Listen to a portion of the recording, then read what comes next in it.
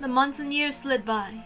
In my new, more colorful life, I smiled at the spring sunshine peeking through the trees, gazed at the column of summer clouds, enjoyed the pause of fallen leaves in autumn, and played in the winter snow, the few times it did fall. All these days passed, one after another. There was another considerable change to my environment. The servants coming from the Fukuen house had switched. There weren't any specific grades like in school, so there was no rule saying how long a servant could work before quitting. Each servant made their own decision about when they would graduate from Rokenjima. Some of those who couldn't stand the environment would quit in as little as 3 days. After all, life on Rokenjima was strict. It was also strict in the Fukuen house, of course, but there were a lot of Rokenjima-only rules, and Natsuhi, the one who supervised the servants, was also very authoritarian. It was probably easy to feel trapped. That trapped feeling and the money sat on opposite sides of the scale that they used to decide the time of their graduation. And sometimes someone from the Ushinomiya family would use their influence to secure someone from a new job, encouraging them to spread their wings and start a new life. The cycle usually lasted 2 or 3 years. No one decided this, but it was one of the goals most servants shot for, an unspoken rule. However, I was an exception to that rule. I continued to go to school in Nijiman while living as a servant. That year, all the Fukuen servants quit at once. It wasn't at all rare for friends to quit at the same time as each other. All of my fellow servants from the Fukuen house graduated from the island at once, leaving only me behind. Of course, I wasn't on any particularly good terms with them. On the contrary, it was annoying to be treated like a kid and called Yasu all the time. Though some new servants had come after me, the older ones had already gotten them, believing that Yasu loses things all the time, so it wasn't really any more pleasant to have new comrades. Those unpleasant older servants, as well as the ones who started at the same time, or after I did, all quit at once. The Ushinomiya family made no effort to stop them from leaving. Adult servants were easy to handle in the first place. The Fukuen house servants were only accepted so they could be trained, and so all the servants besides me left, and no one tried to stop them.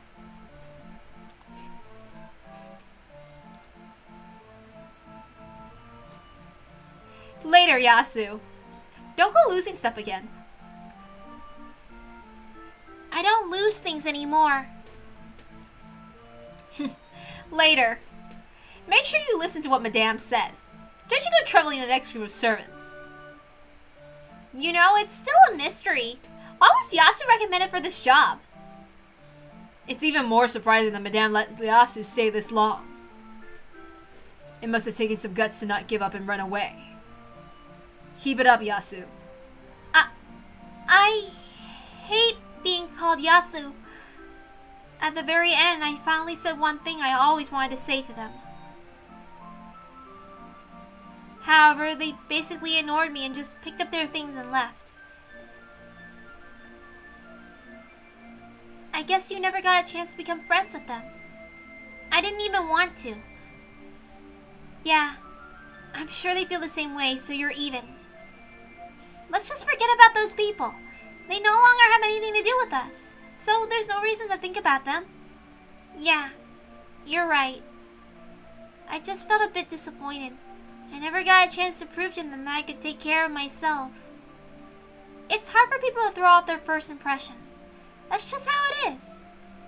No matter how wonderful you grow, those people would probably have always called you Yasu and made fun of you. There's no reason for you to want their admiration. Yes. Yeah, you're right, Shannon. I'll completely forget about those people. Good. You have 2 great friends, Kumasawa and me. And if you want to prove that you can take care of yourself, prove it to the new servants who are coming. Shannon was exactly right. Ever since that day when I held up the key with the spiderweb charm up high, I regained my pride and confidence. I'm now the most experienced Fukuen servant. The new servants who will come will probably still be older than me, but I need to teach them the ropes as a more experienced servant. Genji even told me to lead the newer servants as a senpai. Okay, I'll give it my all. That's the right attitude. Let's give it our all together. Yeah!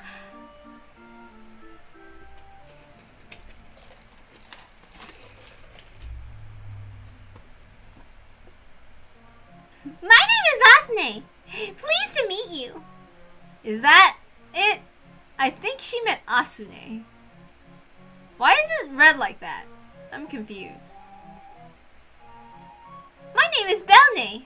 Okay, so I guess we're gonna go with Asne and Belne. Okay. Pleased to meet you. But they still have their own character, see? Or like the sound character. The character for sound. The newly arrived servants looked a bit superficial.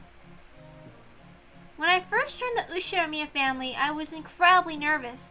However, I couldn't see any trace of nervousness on these girls. That's right. Usually kids with good grades and behavior were selected. How were they selected? Who did it?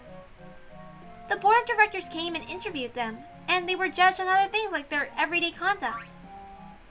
So, as long as they acted like good kids in front of the adults, they could pass? Well, there were times that they were passed because the adults watching them decided they would do fine. All the children who came from the Fukuen house were highly individualistic. They polished that attitude while they worked as servants, and eventually grew to be servants who would not shame the Ushiramiya family. However, encouraging this behavior was the role of the more experienced servants. Since I was the only one with experience, it was my responsibility to guide them. What were the new kids like? They were the elite, of course, of irreproachable conduct. I think they were like that when Madame and Genji were around. However, when their superiors weren't around, well, they didn't take things quite as seriously. Asne, make sure to put your tools on the cart when you're done using them. Huh? Sure, sorry! I also have to be alert as a more experienced servant.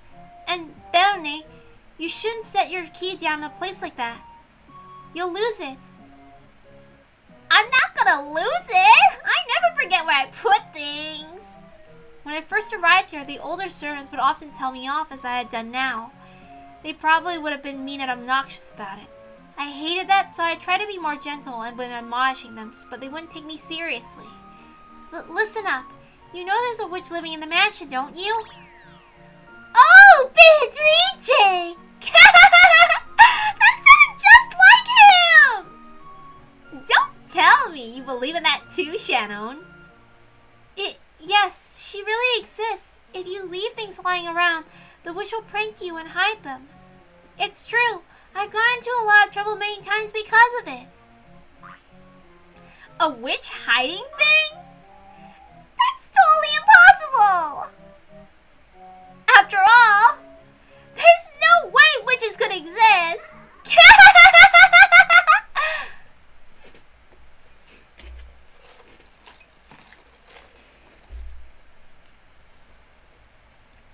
There's no way they could exist! Witches.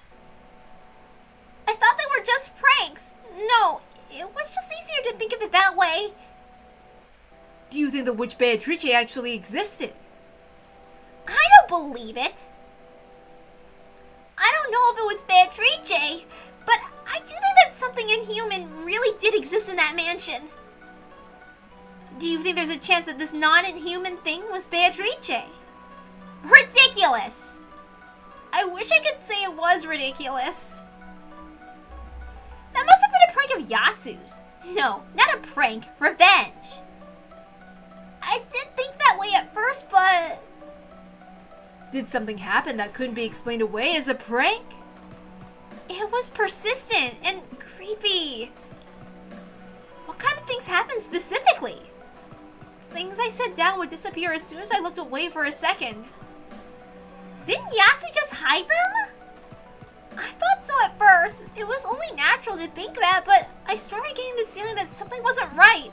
I kept thinking, could such a timid kid really get away with something so obnoxious? Can you tell us what happened? When my keyring disappeared, it was easy to think that Yasu snatched it when I wasn't looking, but when a single key disappeared off my keyring and reappeared somewhere completely different, I couldn't think of it that way. Maybe Yasu just pulled that one key off while you weren't looking. Isn't that even possible? Practically speaking, hiding the whole ring is one thing. But if you really think about it, taking a single key off the keyring isn't that easy. The keys would clatter together. I was standing right next to them, just facing the other way, get it? If you took your time removing a key when I was that close, even an idiot like me would have noticed. But a single key just vanished without a sound. At that moment, I finally realized this wasn't Yasu trying to get back at me. It was something worse. And where did you find this disappearing key? It was in my locker. Well, you can be pretty absent-minded, Barone. Are you sure you didn't just take that key off and put it in your locker? Why would I take that key off the ring? Have you taken a key off a ring or put a ring on your key ring, Asne? I tried to do it myself. It's really stiff. I never go through all that trouble. There'd be no point. Am I a sleepwalker or something? How could I not remember something I've done? I may be stupid, but I'm not that stupid. I don't forget things I do that easily. And anyway, I know I had my key with me when I entered the room. Otherwise, how could I have unlocked the door? Okay then. Yasu, careful not to make any sound, slipped the key off and hid it in your locker. That has to be it. That's what I thought at first. I jumped at Yasu, telling that kid not to mess with me. But even as I said it, I realized, isn't there something completely wrong here? After all, on that day, we were cleaning the room with Yasu the whole time, right? There wouldn't have been any time for Yasu to noisily remove a key. It was impossible for Yasu. In fact, it should have been impossible for anyone. Maybe the key was missing a master key when you got it. I already told you! The key really was there in the beginning. I was the one who unlocked that room, so it must have been there. And then I went into the room. I'm stupid, and since I hate having the keys clattering around, I placed the ring on the bed. Then when we finished cleaning, I picked up the ring and tried to lock the door, and it was gone. I may have turned my back on the ring, but it was right next to me. So if someone tried to pull a prank by removing just one key, I'd heard the clinking. And yet, just the key for that room vanished and appeared again in my locker. So, okay. Let's say that Yasu managed to sneak it away, and it's easier to think of it that way. But still, how could Yasu have put it in my locker? Oops, hold on. Wrong voice. So, okay. Let's say that Yasu managed to sneak it away. It's easier to think of it that way, but still, how could Yasu have put it in my locker? Yasu and I were together the whole time, right? When I started yelling about it being gone and ran all over the place looking for it, Yasu was with me until the moment I found it in my locker, get it? I'm telling you it's impossible! Even as I jumped at Yasu, I began to feel it. I mean, Yasu's eyes seemed to be saying it silently. According to Yasu, the reason things used to go missing all the time wasn't because Yasu was forgetful, and as everyone said, but actually, it was because impossible things would just suddenly happen, just like they had to me. And...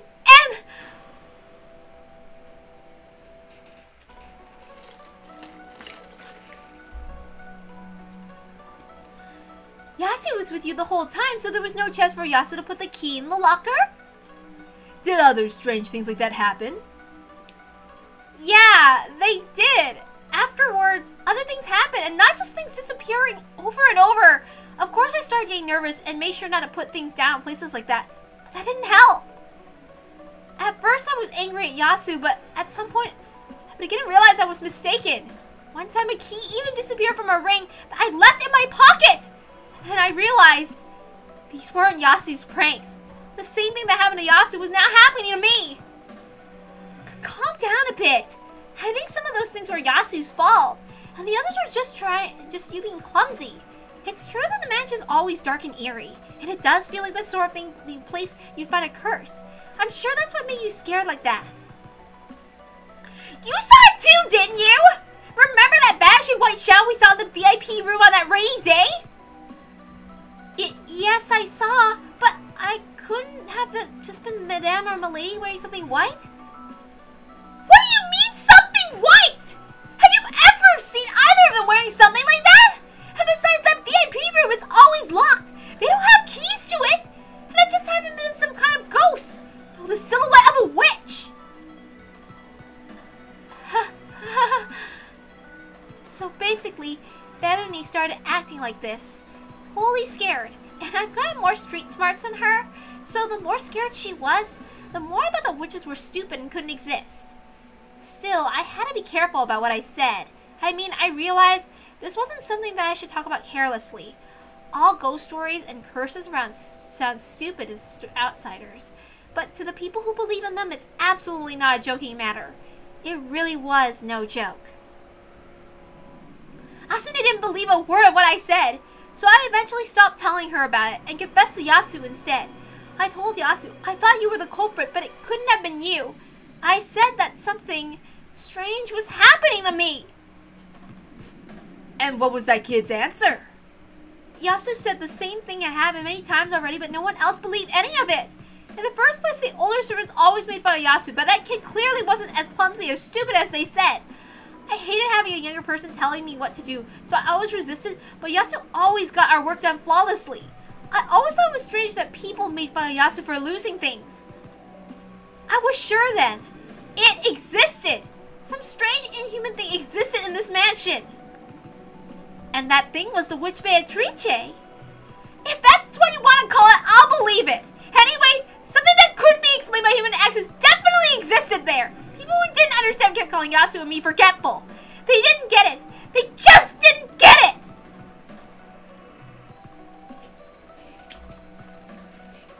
Still, it did freak you out for a while, but then you got a lot better. After that, all that fuss about you losing things went away, right? So it must have been your imagination all the time. You're wrong! I talked to Yasu, to Shano, and Kumasawa, and all the others about it! And they said the witch really did exist! The old servants made sure to all respect her. They said I'd been cursed because I stupidly got around saying that Beatrice didn't exist. So I reformed! Yasu taught me how to give up offerings to the doll in the VIP room. I asked Genji for commission and prayed at the shrine by the sea. And then it all stopped all at once. You were okay, Asune, since you stopped making fun of the witch partway through. But if you cluelessly gone to make fun of her, you would have been cursed next, surely. Yes, I guarantee it. You definitely would have been cursed. I guess. Even I was creeped out by you two. I never said it out loud, but... You just don't get it! You really don't! So I made sure to teach the newer servants well. A witch called Beatrice lives in this mansion. If you make fun of her, you really will be cursed! Bellany. When things disappeared, that was a sign that the witch was close by and watching us. If you said it was a prank or that witches couldn't exist, you'd be cursed even more. It was like that for both Yasu and me. When the keys disappeared, that was a sign the witch had appeared.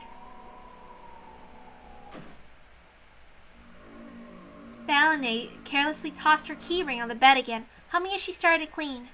No matter how much I warn her, she doesn't change her ways. She's always making fun of me and calling me Yasu, so she won't listen to what I tell her. Why won't she listen to what I say? You mustn't leave things lying carelessly about. If you lower your guard, the witch will prank you.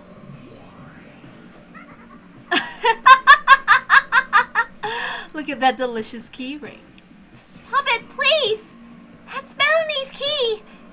Keep your pranking to me alone! Let the others be! With how conscious you've grown, you're no fun anymore. Just kidding. Still, how unpleasant these people are, refusing to listen to my friend's kindly advice. Any insult to my friend I take as an insult to myself. Are you planning to steal Bellany's key? Please don't do it! She'll think I hid it again. She thinks my magic is naught but the scheme of a child like you. Very well then. Let's just show her that's something that would be impossible for a human. Let's show her my magic. Foolish Bellany. I'll make sure you regret not listening to my friend's advice. This flimsy body is not enough. I'm borrowing yours. It's been too long since I've shown you real magic. Let my body return to the land of the living for just a moment.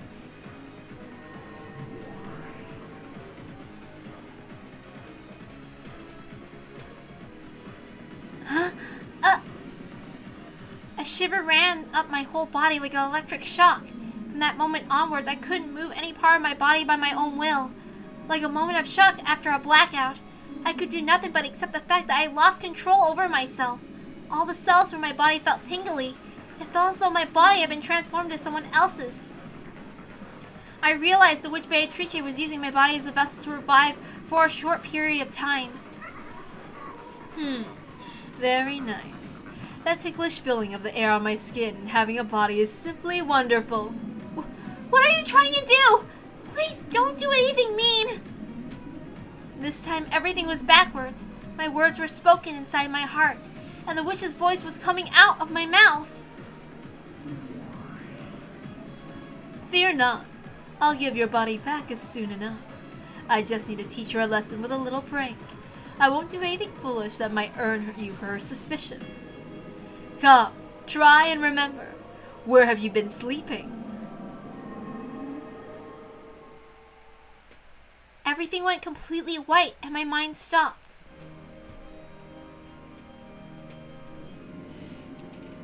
Once again, that tingling sensation slipped up my body. I could feel it all gather in my fingers of both my hands and come out of the tips of my fingers.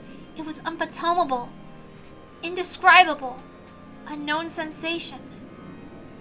My head went blank and I couldn't think at all. I could do nothing but abandon my soul to the sensation. I finally understood. This is what it's like to use magic. Come, try to remember. Where have you been sleeping? My finger moved like it was a puppet and danced around as though I was conducting music. I never knew that having my body move around my control could be so exciting. When Beata lifted my finger as if it was string attached to it, the key lying on the bed of this stood on the end. Oops, I messed up. I'm sorry.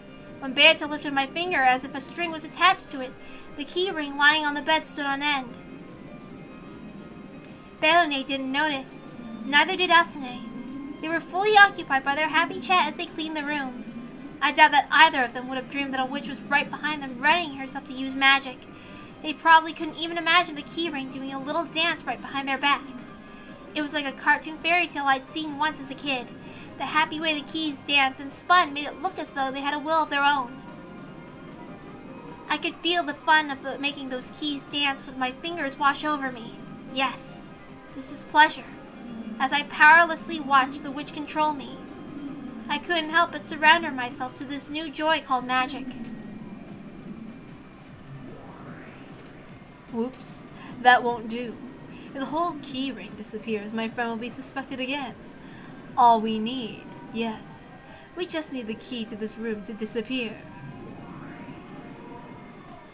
I had to control my fingers, controlling the magic, and thereby controlling the keys. The key ring slumped down on the bed, and then just the mansion's master key stood on end. Well now, what shall I do with this? Merely erasing it would be quite boring. So, why don't I throw it into her locker? That will give my friend, who's been working here with her the whole time, a splendid alibi. Come, try and remember. Where have you been sleeping? Yes, it was a warm, dark place. The inside of Barone's locker.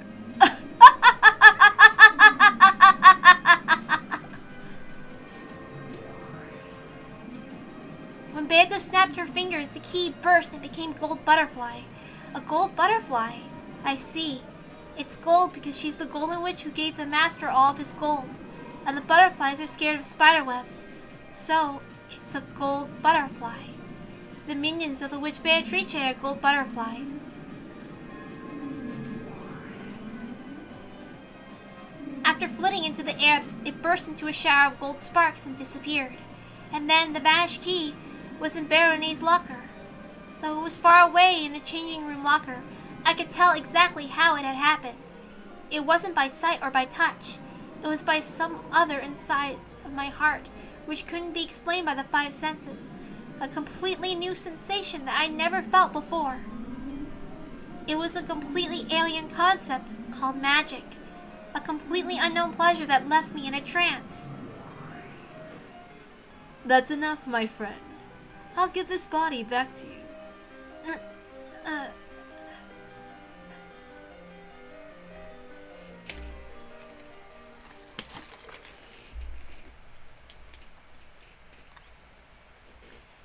It felt as though I had been spinning through space until gravity suddenly came back and threw me to the ground. Like when you're having a great dream but you wake up suddenly, and all you remember about the dream that it was fun. That sort of lonely feeling.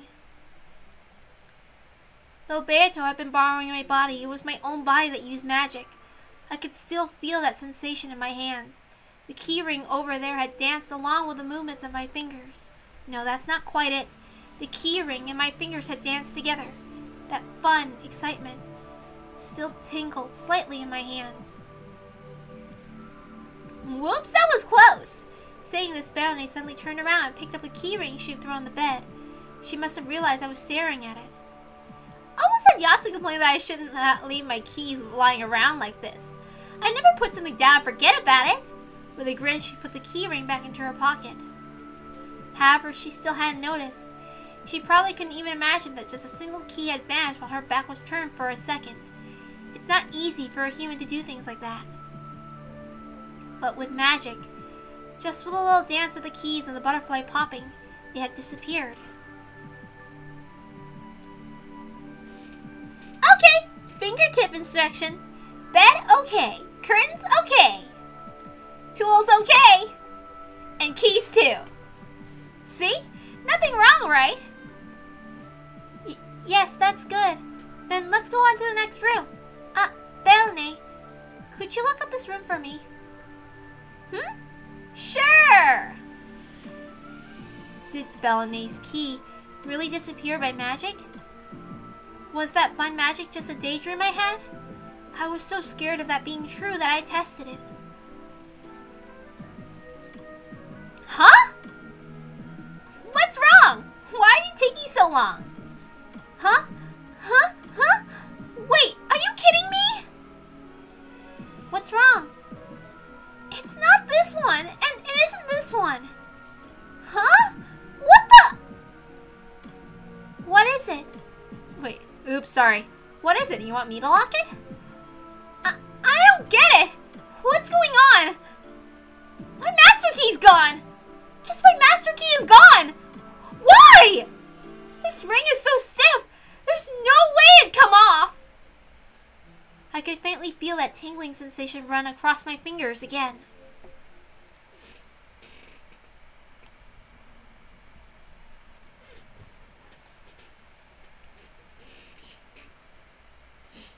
Oof. That night, as I gazed at the ceiling from my bed in my dorm room, I looked at my hands. I couldn't sleep. The excitement from the time those keys danced was still there in my fingers. Is this how Beatrice, how witches, always feel? I have a friend who's a witch called Beatrice. She always used to pull pranks on me with her strange magic. Because I saw this all the time, I thought I knew what magic was. But today, she had possessed my body and started using magic with it. The sensation of magic that I finally felt at that time still held my heart in trance. It was a completely unknown pleasure. After all, by moving my fingertips, I could make the key dance as I wished. It was a strange, strange miracle of magic, something humans could not do.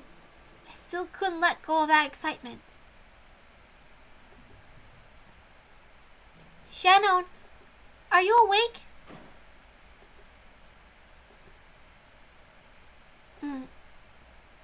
What is it? Shannon was still awake. Shannon was always early to bed, early to rise. By getting to bed early, all of her weariness disappears by the next day. She lives a model life, one that all the servants should respect and admire. If I want to become a loved, respected servant like Shannon, I'll need to act that way too. However, I wasn't confident that I could do that anymore. I guess I can't become like you after all. What do you mean? This is a bit abrupt. You were my ideal, always. Yeah, everyone in the Fukuin house loves you and is kind to you. Since you always play with me, you're the only friend I've ever had. And you're also a wonderful servant who can carry out any tasks in the Ushiramiya mansion both flawlessly and gracefully. You were the target I longed to reach. That's what you were to me. Yeah, let's give it our all together. As they say, perseverance prevails. Everyone will go to acknowledge you more and more. So let's aim to become wonderful servants together. I'm gonna stop being a servant. Huh? Instead of a servant, I'd rather be a witch. What do you mean by witch? I did, and still do, wish I could be a servant loved and relied upon by everybody. But right now, I want to be a witch. Even more. Well, that's... Huh? Shannon was confused. It was hardly surprising. All this about quitting as a servant was at least understandable.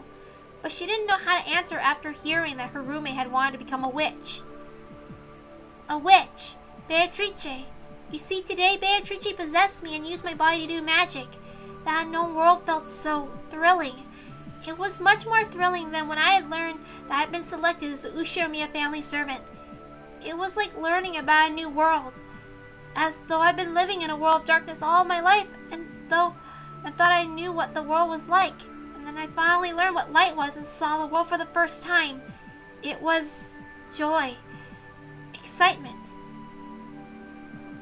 Beato had only used my fingers and made the key rings dance and turned a key into a butterfly before hiding in a locker. But I understood with my body, if I moved my fingers a different way, the ring could have flown to the air instead of just dancing. I could have turned it into a scurrying lizard instead of a butterfly. I could have done anything. True, Beatrice's magical power was still weak. It all happened in a little world behind the backs of the servants who were filled with anti-magic toxin. However, inside that tiny, short-lived world, I could do anything at all. Beatrice just happened to settle on making them dance and turning the key into a butterfly. But if she wanted to, she could have done anything else. The endless sensation of that free, unrestricted power. I could still feel it in my fingertips. Could it be that, along with that sensation, a fragment of that magical power might also remain? I can tell. It's still there. There's still just a bit of it there, along with that sensation. I can do it. I can still do it.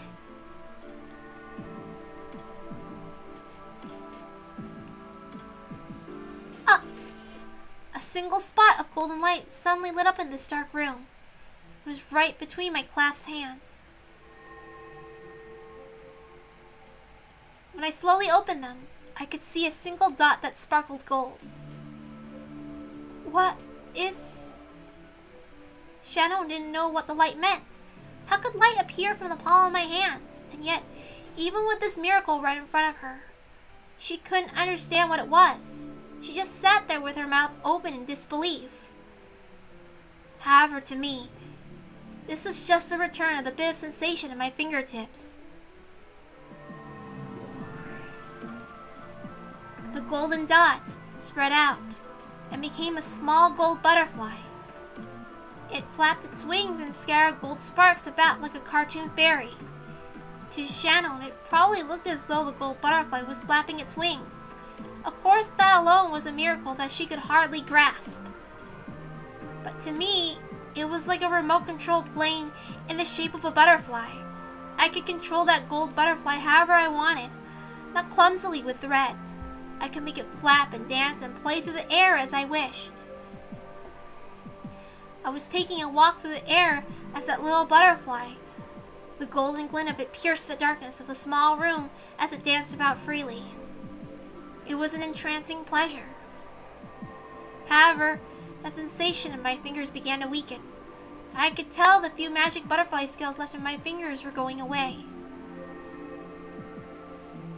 Finally, the gold butterfly flashed and turned to dust like a firework run out of juice, falling down and disappearing without a trace. What on earth just happened? This is magic. It's really fun. Magic? Yeah, magic. There was still some magic left in my fingers, so I was able to use it. But if I became a real witch, I'll be able to use it whenever and however I want to do anything. Now that I've learned how fun this can be, I don't want to go back to being human. Being a servant is just too boring, so I'm going to become a witch.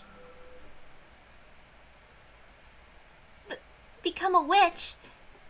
Wait! I've already made my decision, Shannon. It's been fun. I'll give you this room. You can use it by yourself. Later. Goodbye. Wait!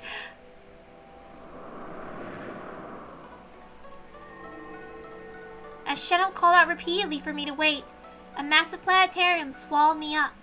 In the sea of the pitch-black starry sky, I was alone. We are alone here. I'm done acting the part of the servant. I'm going to modify this world. Indeed. Understood. In that case, what will you do? Being a wonderful servant like Shannon wouldn't be bad. But now that I know how fun it is to be a witch, that feels like a boring dream. I can't go back anymore. What will happen to Shannon?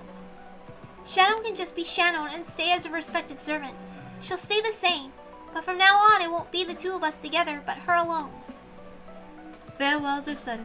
Is that not the phrase? Very well. Being fickle makes life more entertaining. And what of you? I want to become a witch. I want to become Beato. But I am already Beatrice. You'll still be a witch and my friend. I'm modifying the world so that Beato is me. So I'll be a witch who is a friend of Beatrice. Pretty much. So from now on, you're a different witch.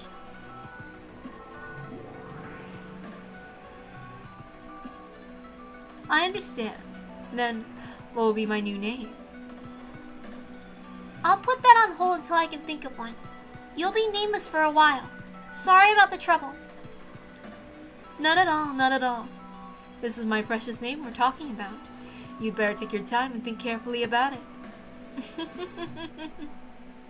You've been Beatrice's friend since she was young and couldn't use magic yet. When we first met each other, you'd always hide my things and make fun of me.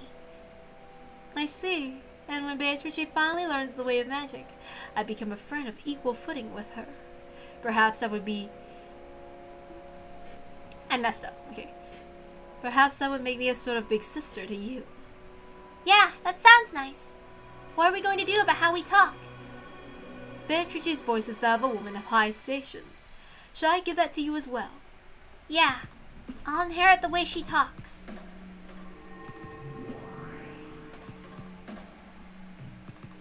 Indeed, I comprehend. Or perhaps I shouldn't say it like that. I'll need to find a good way to sound like Beatrice's big sister-like witch friend. Oops. Something tells me I should have voiced that. I should have gave her Beatrice's voice and then gave her Gap's voice later. Yeah. Or should it be... Indeed. Now there's a nice dignified voice. Okay then, how about... No, wait. Then what of my appearance? Good point. I've got a sort of blood red witch look. Why not choose a different color for yourself? When Beatrice wanders the mansion at night, she's often seen dressed in white. Yes, I suppose ghosts are classically white. A witch in a white dress. Let's try putting it all together. I need a different look than the witch in the demon red dress. A white noble witch. Unlike the time with the red witch, I'm thinking about my own look now. So I like to make it beautiful and cute if I can. A white dress. A noble look. Like one of noble blood but a dark sarcastic streak. No, she's like a tomboy princess, so her voice is a mix of formality and rudeness. So when the dress should be the exact opposite to make a nice contrast.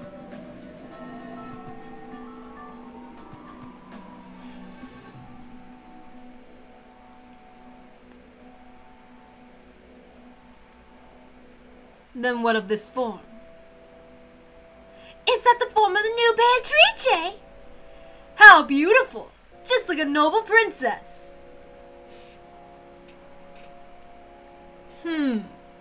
I've taken a liking to this form. This will be quite satisfactory. Not bad. You look great, Beato. I like it. I truly do like this form. Now, if you can keep this up and give me a wonderful name, that'd be great. If I have to go around nameless for too long, I'll get all sulky. Fear not. I shall find you a splendid name. But first, there is something I must consider. What shall be the form of my magic? Hiding objects and transforming them instantaneously is your theme, so I must think of my own particular theme of magic. When I use magic, gold butterflies will flit about. I'm not backing down on that part. Perfect. That really would make you a golden witch. And then the weaknesses such as spiderwebs and the sacred mirror in the shrine will also go to you. Indeed. Even an all-powerful witch needs a few small weaknesses to keep things interesting. Then let us do it like so. If I touch a spiderweb, it will burn me. Silently, a silvery spider dropped down vertically. Beato, now in her new form, slightly touched the silver spiderweb that trailed out behind it. As she did, there was a faint sound of flesh burning, and a thin burn was left across her fingers. Beatrice can't stand spiderwebs. This is one of the weaknesses of an evil spirit Kumasawa spoke of. Since the witch Beatrice had revived thanks to the power of those evil spirits, she also inherited their weaknesses. Therefore, sacred mirrors are another one of my weaknesses. However, that sacred mirror in the shrine isn't like... Oops. However, sacred mirror... Since the evil witch Beatrice had revived thanks to the power of those evil spirits, she had also inherited their weaknesses. Therefore, sacred mirrors are another one of my weaknesses. However, that sacred mirror in the shrine isn't too likely to appear in front of me often.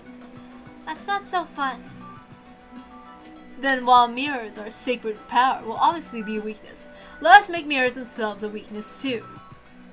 You often hear that mirrors have magical powers. Isn't that nice? Sounds just like a witch. If I look at a mirror, I feel as though my magical power is being sucked out, so I shall try to avoid them. Indeed, that could be quite amusing. If I really did think about it, I'm bad with mirrors whether I make that a rule or not. No matter who I want or strive to be, the only face that will ever show in a mirror is that heartlessly pathetic and realistic face of Yasu. Mirrors, which always force me to face my shabby reality, are something I always want to avoid. That's right, I hate mirrors. I don't want to see my pitiful self. You don't need to decide everything at once. It's fun to build up a world one bit at a time. True. I understand. I shall enjoy life as a witch as I slowly expand my world. That tiny dark room is no place for you to sleep now. Indeed, I'm the Golden Witch. I'm the ruler of Rokenjima's night, and the nighttime mansion belongs to me. That is where I should make my home, is it not? A room for Beatrice! Isn't it obvious?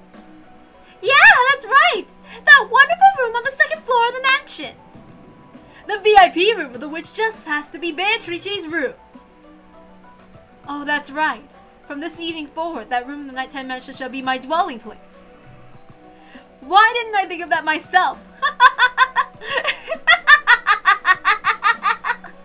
Then let's go, Beato. If we're going to drink tea together, we'll need a much better room than that cramped one.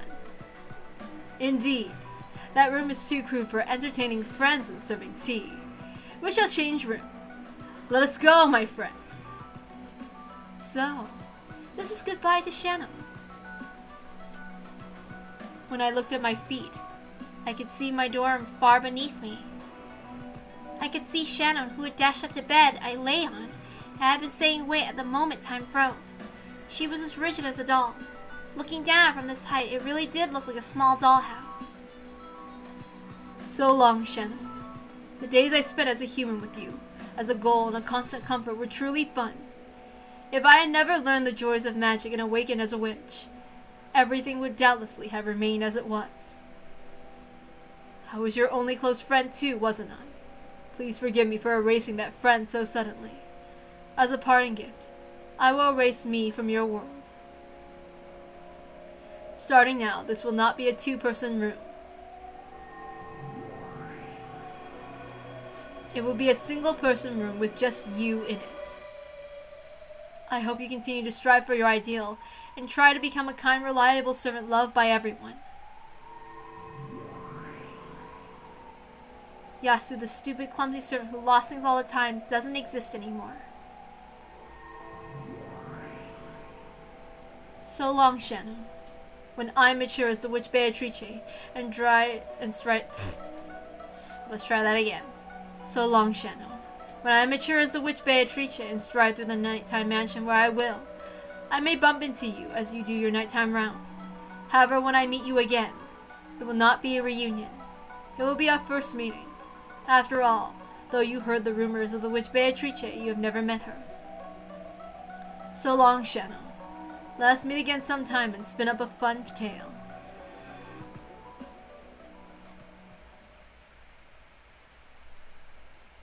Wait!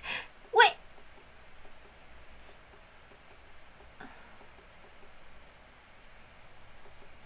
What was I doing?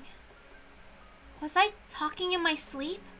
Apparently I had gotten out of bed and stretched my hand out toward it and said, wait.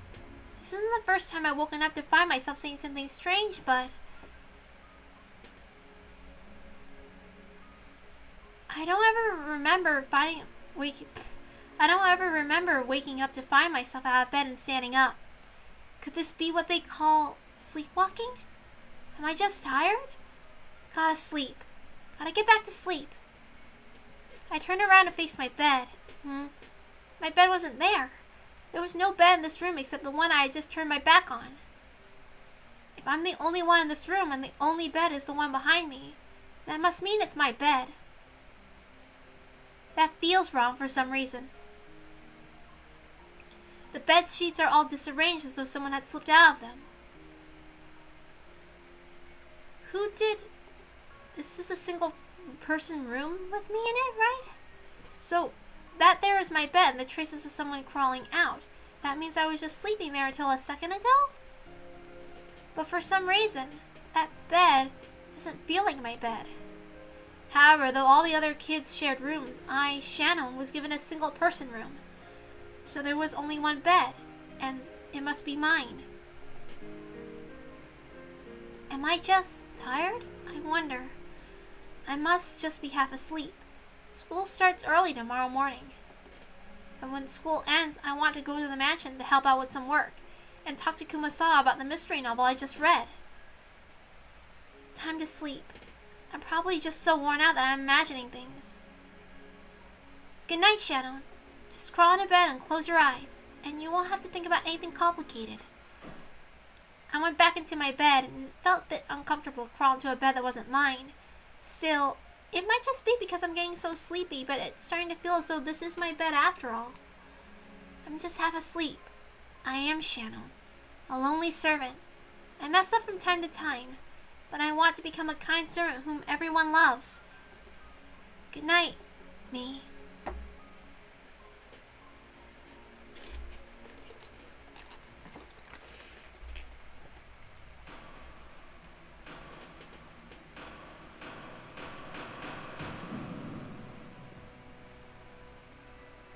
Oh, I am one yet many. I've had enough of playing the servant. I've had enough of being human. From this night forth I am Beatrice, the golden witch Beatrice who has lived for 1,000 years. Praise me, servants. Have fear when you are chosen for the night shift. In the nighttime mansion everything is mine, for that is my time. Oh, I am one yet many. Yes, let our world swallow up everything. It is like the raging seas. Well now, let us drink the mysterious moon dry tonight, with this human book as a side dish. You call this a mystery. You call this a closed room. You call this a crime impossible for humans. Don't make me laugh. With all these holes and weak points, you call this a crime impossible for humans. Is there no splendid closed room magic that can do my name justice? No. Not here. Not here, not there. Not there either. All of them are pathetic. It's enough to make one giggle. But now I'm not sure which is a side dish, the moon or the book. If I get tired of mystery, I can change myself into a butterfly. I can flit about the island, the mansion, the vast forest at will. I'll follow those cowardly servants as they do their nighttime rounds. And when they check to see that the window is locked, they'll see me laughing at them in the reflection of the glass.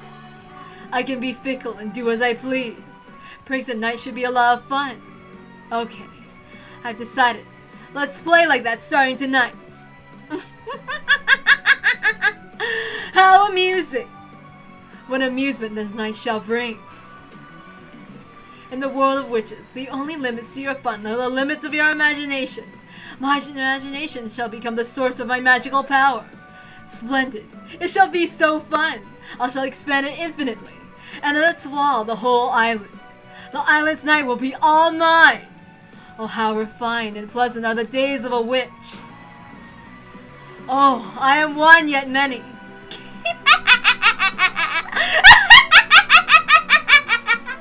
Here's to the wonderful world of witches!